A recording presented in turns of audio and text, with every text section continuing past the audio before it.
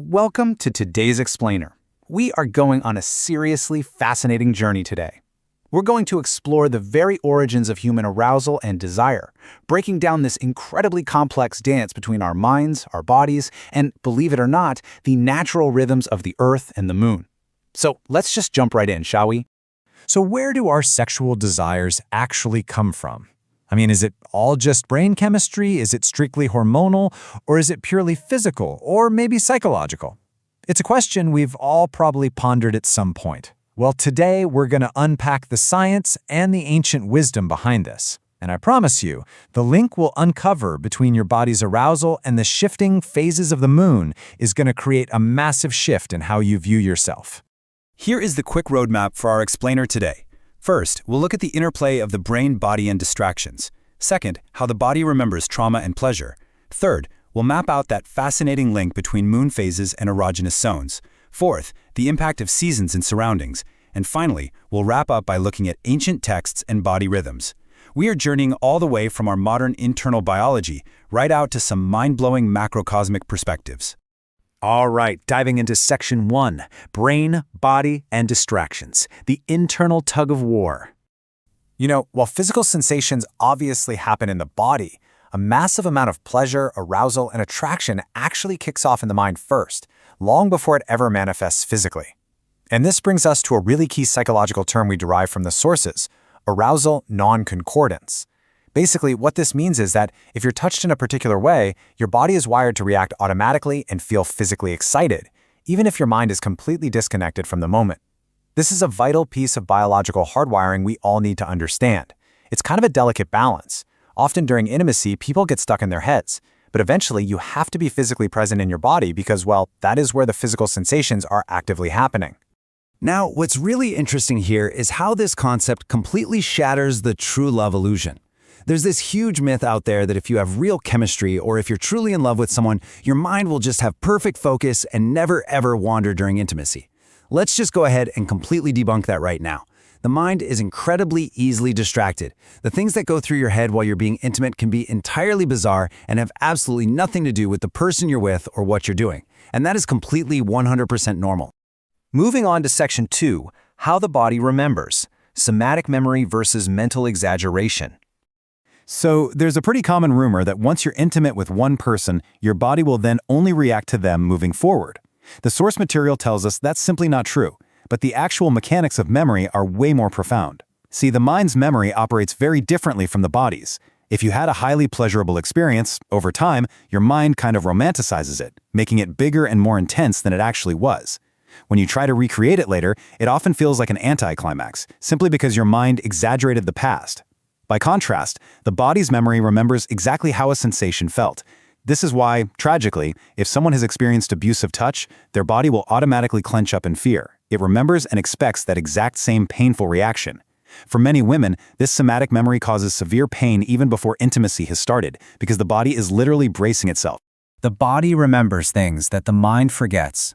This quote from our source material is just deeply profound, isn't it?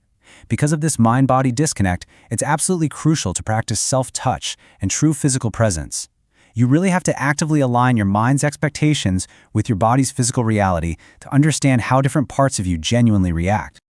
Okay, Section 3, Moon Phases and Erogenous Zones, the Kamasutra and Shifting Lunar Energy. Now, we are looking at this neutrally as an absolutely fascinating historical and energetic philosophy. And honestly, it's a truly wild concept to wrap your head around. According to the Kamasutra, as the moon moves through its phases every single day, your erogenous zones, the parts of your body most receptive to sexual excitement, literally move around your body. And yes, this is for both men and women. During the new moon, the energy starts way down at the feet. Over the next week, as the moon waxes, these sensitive spots travel up the right side of the body. By the full moon, at 14 days, your peak arousal points are situated right at your head, your hair, and your eyes. Then, as the moon wanes, the sensitive points travel down the left side. The texts actually map out 15 specific spots on each side of the body that activate right in tandem with the sky. And this brilliantly illustrates what the sources call the yoga connection, whether or not you take the literal translation of the moon phases. In yoga, it's taught that our internal energy points shift daily in accordance with the moon. So the logic here is that whichever energy point is the most naturally active on a particular day, well, that is also your prime spot for physical stimulation and sexual pleasure. That brings us to Section 4, Seasons, Surroundings, and Arousal, the environmental impact on intimacy. So, this expands our scope from the cosmic bodies up above down to our immediate natural environment. How does the Earth physically affect us? Well, nature physically changes how we feel. Different seasons actually evoke entirely different types of arousal. Some seasons bring out a deeply passionate energy. Others make us feel a bit more mellow or chill. And some even bring a slight poetic tinge of sadness to our intimacy. Even your immediate geography matters. Some women find their arousal is significantly heightened when they're surrounded by the seaside, while for others, being way up on mountaintops is the ultimate trigger for excitement. So what's the big takeaway here? How do you actually figure out what specific surroundings work for you? Well, the sources give a really clear answer. The key to discovery is active experimentation. You have to step out, explore different realistic environments, and actively observe how your body reacts to find your own natural environmental alignment. Finally, Section 5, Ancient Texts and Body Rhythms, 14th Century Wisdom from the Anangangaranga. What is truly fascinating is just how methodically medieval scholars viewed intimacy. The Anangaranga, which was a major rewrite of the Kamasutra from the 14th century, actually categorizes women into distinct physical types, like Padmini, Chitrini, and Hastini. Neutrally speaking here, the sheer volume of work, categorization, and dedicated study these ancient cultures put into deeply understanding erotic pleasure is absolutely staggering. And this sets up a really striking historical contrast. The ancient world deeply studied, celebrated, and heavily documented these physical rhythms. But in the modern world, the source material argues a profound historical irony. Today, we're often locked in a prison of our own making. Despite all our modern advancements, we actually lack a fundamental understanding of our own natural physical rhythms. We treat intimacy as a taboo or an afterthought, rather than a crucial, studied part of our lives.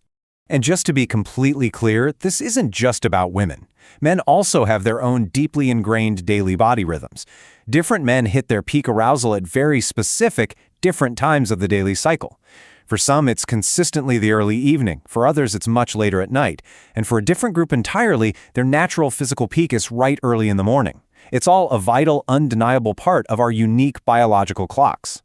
Which brings us to our final thought for this explainer. With ancient wisdom pointing to the moon and the changing seasons, and modern science pointing to the deep psychological connection between the mind and our somatic memory, have you truly explored your own body's rhythms? It's a deeply provocative question to sit with as you go about your week. Until next time, keep exploring, keep experimenting, and keep learning.